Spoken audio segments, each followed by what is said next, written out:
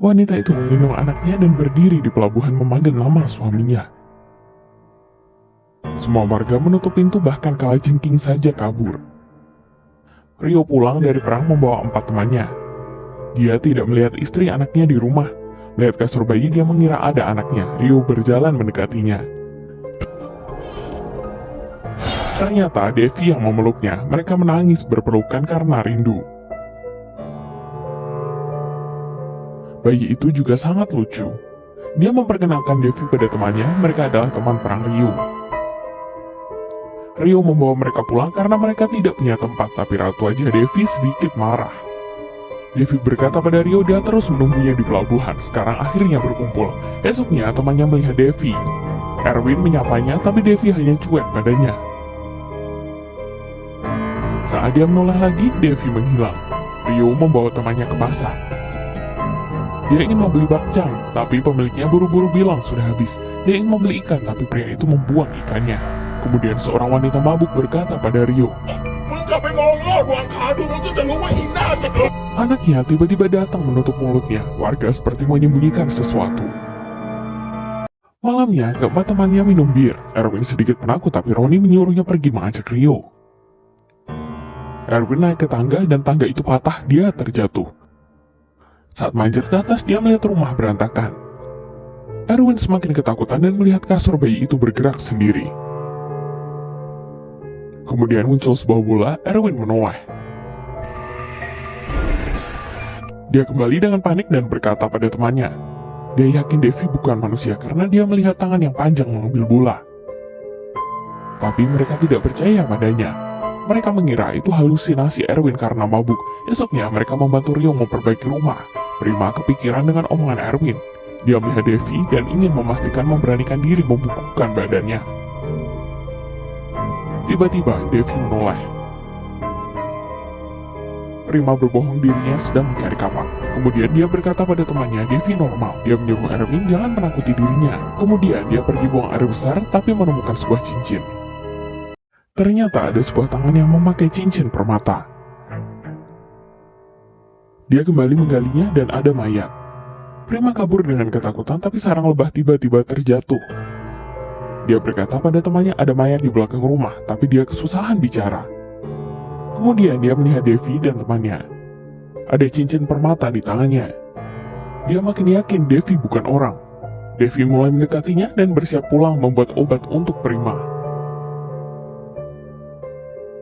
Prima menulis Devi bukan manusia di kertas. Temannya yang melihatnya pun melotot. Rio mendekati mereka. Dia melihat mereka menyembunyikan sesuatu pun mencoba mengambilnya. Temannya balik ke kamar mengemas barang mereka. Tapi mereka malah melihat Rio dan Devi sedang bermesraan. Mereka merasa aneh, ternyata kertas itu yang bermasalah. Air hujan mengubah tulisan bukan manusia menjadi jerawatan. Mereka memutuskan membawa Rio pergi. Prima dan Erwin ingin memberitahu kebenaran pada Rio, tapi Devi kembali muncul. Raut wajah Devi sangat menakutkan. Mereka pun panik dan berkata iri pada Rio yang punya istri cantik. Saat mereka ingin pergi, tiba-tiba Devi mengajak mereka makan malam. Semua makanan di meja hanya daun. Prima mengajak mereka makan di tempat lain. Pandangan Devi berubah. Prima pun segera mengubah idenya. Dia pun memakan daunnya. Devi lanjut menatap yang lain. Mereka mulai memakan daunnya. Kemudian Rio mengusulkan permainan tebak kata. Awal tebakan mereka sangat lama. Kata kali ini adalah hantu. Prima pun menunjuk Devi, Erwin pun menebak hantu. Setelah itu mereka merasa aneh dan mulai kabur. Kacamata Prima jatuh, Devi terus mendekatinya. 4 orang itu kabur dengan perahu. Rio berkata dirinya percaya istrinya adalah manusia, semua itu hanya gosip. Ternyata Devi berkata saat itu ada yang menyukainya. Dia menolaknya dan orang itu membuat gosip bahwa dirinya sudah meninggal. Rio pergi dengan kesal, tapi luka lama Rio kembali kambuh. Mereka merasa aneh kenapa lukanya tidak sembuh-sembuh. Mereka curiga apakah Devi masih hidup. Cincin pernikahan keduanya ada. Mereka pun bertanya kemana cincin pernikahan Rio. Rio mengeluarkannya dari leher. Mereka kepikiran dengan luka tragis yang dialami Rio, tapi dia berusaha hidup mencari istrinya. Mereka yakin Rio bukan orang dan kabur. Mereka memutuskan membantu Rio menjaga istrinya. Mereka bohong pada Devi bahwa Rio menyuruh mereka menjemputnya. Mereka membawa Devi pergi, tapi perahu mulai tenggelam. Mereka membuang barang tidak berguna, tapi perahu tetap saja tenggelam. Oh, Nani, sampai ba? Sampai lah, no? Mereka membuang dayung. Akhirnya perahu berhenti tenggelam, tapi perahu juga tidak bisa gerak tanpa dayung. Kemudian Rio melihat mereka dan bertanya kemana mereka pergi. Rio berenang ke perahu mereka. Mereka mendayung perahu dengan tangan. Rio tenggelam.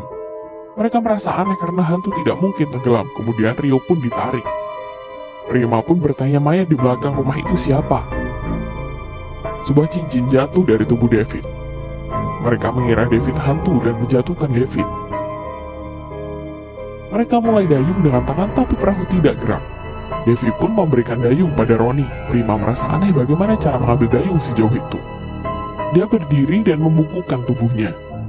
Tahu sejak kapan bibit krim di wajah Devi menebal. Tangan itu memegang Ronnie, mereka pun terjun ke air dan berenang ke tepian. Erwin di perahu berkata dirinya tidak bisa berenang. Devi pun melemparnya.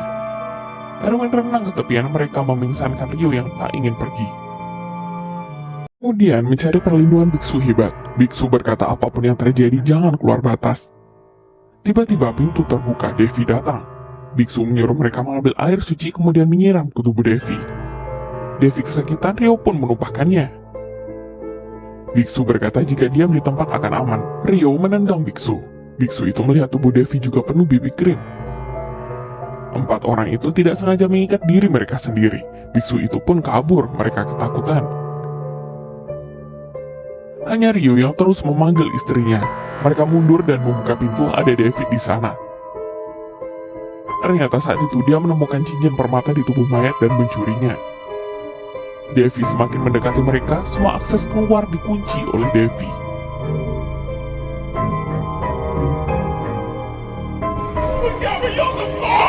Rio pun berjalan mendekatinya, dia menangis. Devi sedikit linglung. เดี๋ยวท้องให้สิตัวเอง เดี๋ยวไม่รอนะ ฉันก็แค่อยากจะอยู่กับพี่ให้นานที่สุด ตัวเองจำที่เราคุยกันบนชิงช้าสวรรค์ได้ไหม ตัวเองสัญญากับเขานะ ถ้าเขาไม่อยู่แล้ว ตัวเองต้องอยู่ให้ได้นะ Rio berkata dirinya sudah tahu dari awal istrinya bukan orang. Dia hanya ingin bersama dengan Devi meskipun dibenci warga dan tidak dimengerti temannya. Dia hanya ingin bersama dengannya. Mereka tersentuh, kemudian mereka akhirnya bersama. Jika kalian menyukainya, jangan lupa follow, like, and share ya. Makasih.